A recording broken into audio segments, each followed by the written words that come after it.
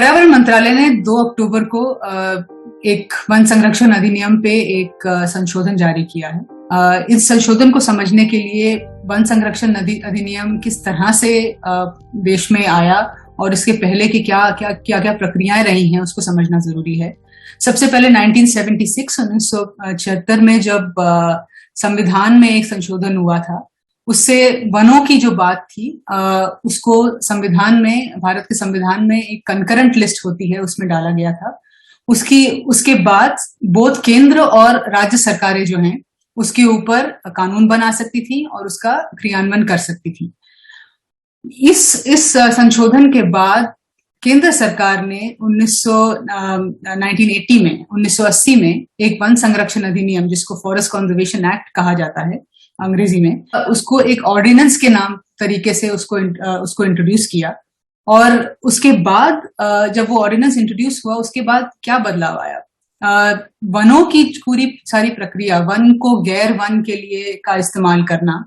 ये सारा कंट्रोल जो था, ये सारी इस प्रक्रियाएं जो थी, वो केंद्र सरकारें खुद कर सकती थी, क्योंकि ये जमीन का मुद्दा था और जमीन का मुद्दा जो था वो राज्य सरकारों के पास होता था। लेकिन इस वन संरक्षण अधिनियम के आने के बाद कोई भी राज्य सरकार केंद्र सरकार से बिना पूछे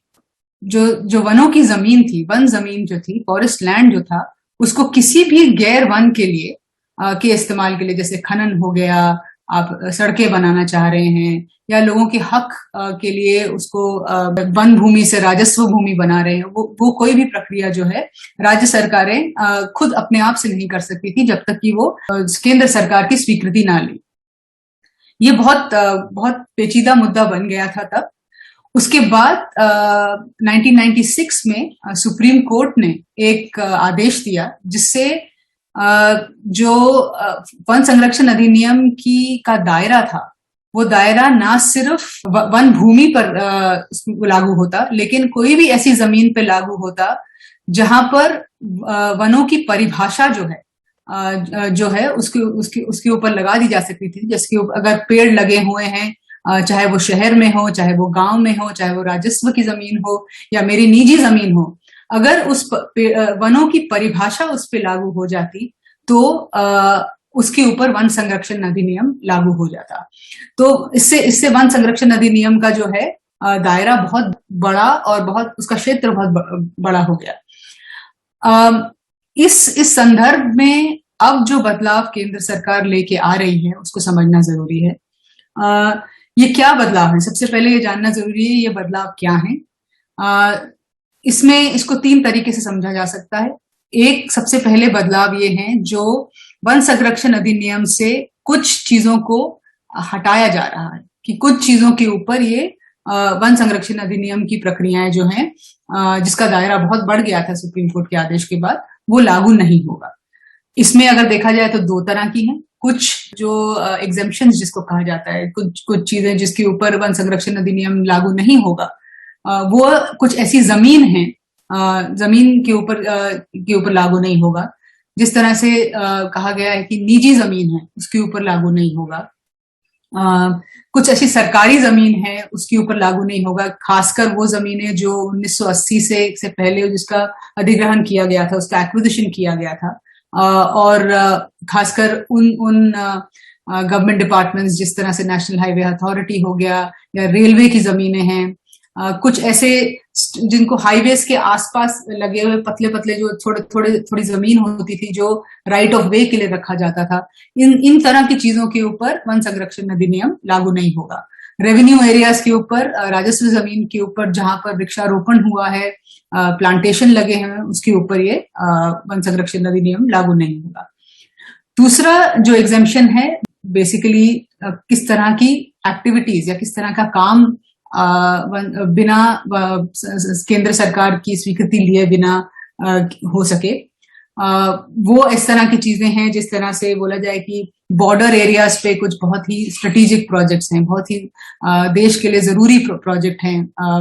उसके लिए वन संरक्षण अधिनियम की केंद्र सरकार की स्वीकृति की जरूरत नहीं पड़ेगी। सर्वे और इन्वेस्टिगेशन की एक्टिविटीज जो होती है, जैसे आके जाके सिर्फ जाके देखना है कि यहाँ पर खनन हो सकता है कि नहीं, यहाँ पर कोयला है कि नहीं, यहाँ पर तेल निकल सकता है कि नहीं, यहाँ पर हाईवे बन सकता है कि नहीं। सर्वे एंड इन्वेस्टिगेशन की जो एक्टिविटीज हैं उसके ऊपर केंद्र सरकार की स्वीकृति लेना जरूरी नहीं है। कुछ तरह की ऐसी गतिविधियां हैं जिस तरह से बोला गया है कि इसको गैर वन नहीं माना जाएगा। जिस तरह से बोला है कि वनों में अगर सफारीज, टूरिज्म से जुड़ी हुई सफारीज की बात आई तो उसको गैर वन की परिभाषा में नहीं माना जाएगा। अगर किसी फॉरेस्ट ट्रेनिंग इंस्टीट्यूट का वहां पर कंस्ट्रक्शन करना है, उसको भी वन से जुड़ी या वन संरक्षण से जुड़ी हुई एक्टिविटीज माना जाएगा। तो ये एक तरह के बदलाव जो ये वन संरक्षण अधिनियम के प्रपोज्ड अमेंडमेंट्स में हैं उसमें है। दूसरी तरह की दूसरा जो बदलाव आया की बात हुई है और ये प्रपोजल है जिसके ऊपर परामर्श की बहुत आवश्यकता है इन सारे बदलावों पे। उस दूसरे तरह का बदलाव ये है कि केंद्र सरकार को अगर वन संरक्षण अधिनियम का उल्लंघन होता है उसके ऊपर कार्यवाही करने के लिए पावर्स का विश्लेषण किया गया है इसमें, जिससे केंद्र सरकार देख सकती है कि ये जो वन संरक्षण अधिनियम का अगर वायलेशन हुआ है वो किसने किया है, उसमें अगर स्टेट गवर्नमेंट्स भी, केंद्र सरकार, राज्य सरकारें भी उसमें इन्वॉल्व हैं कि नहीं, और उस क्रियान्वयन के बाद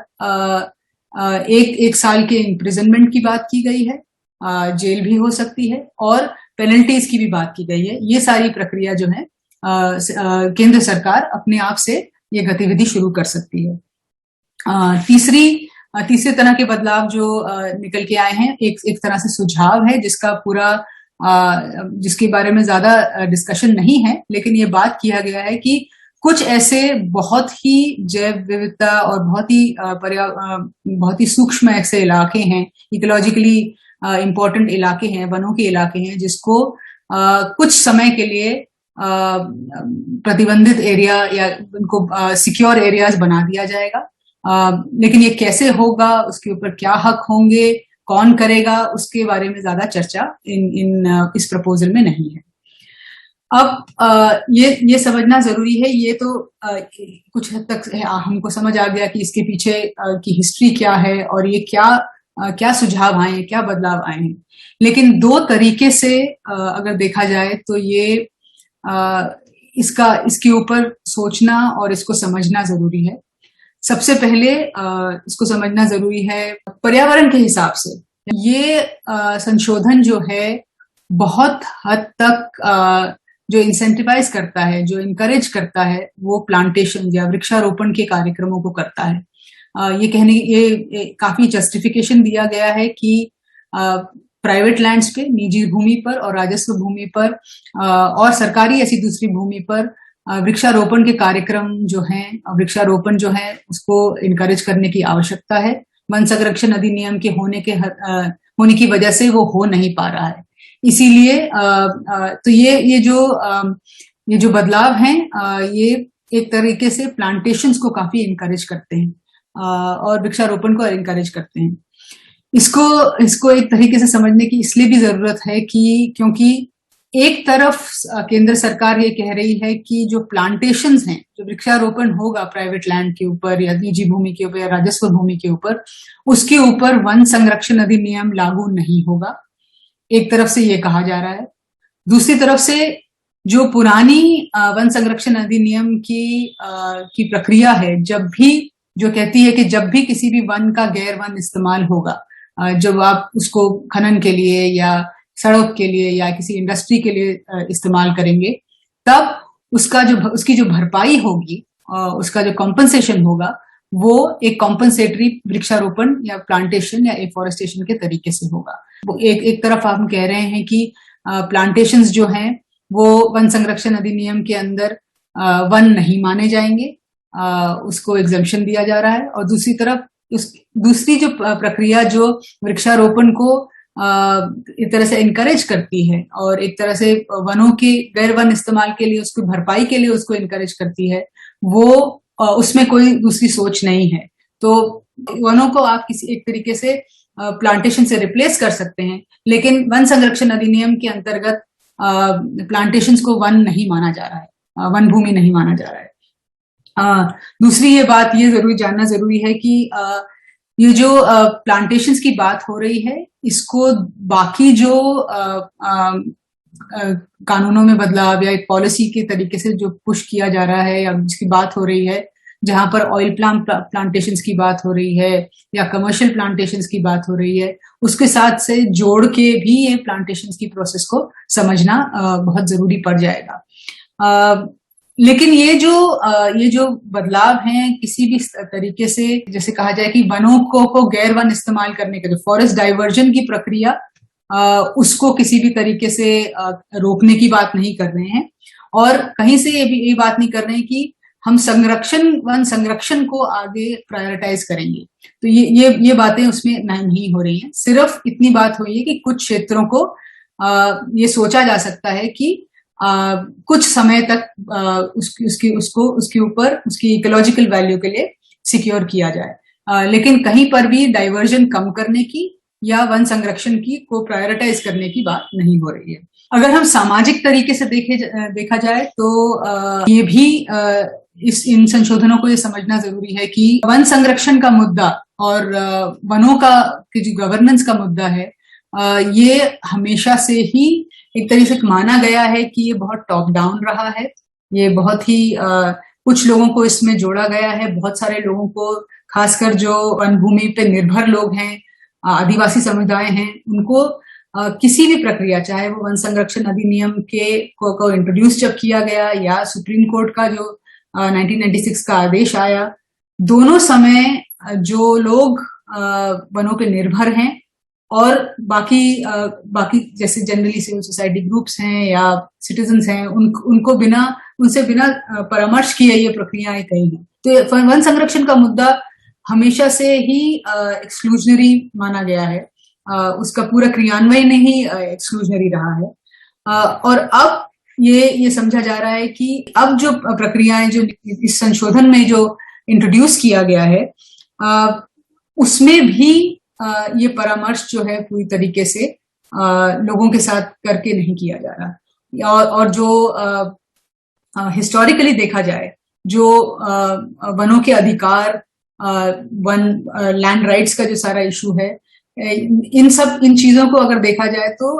जो संशोधन प्रस्तुत किए जा रहे हैं वो इसके बारे में टोटली खामोश हैं, कुछ कहते नहीं है इसके कि इनको किस तरह से देखा जाएगा जब प्लांटेशंस लगेंगे या बाकी एरियाज को वन संरक्षण अधिनियम से हटाया जाएगा तो क्या होगा। इसके ऊपर कुछ बातचीत इन संशोधनों में नहीं की गई है। अगर इस परिस्थिति में हम इन संशोधनों को समझना चाहें और इसके ऊपर अपने विचार रखना चाहें या जो भी करना चाहें,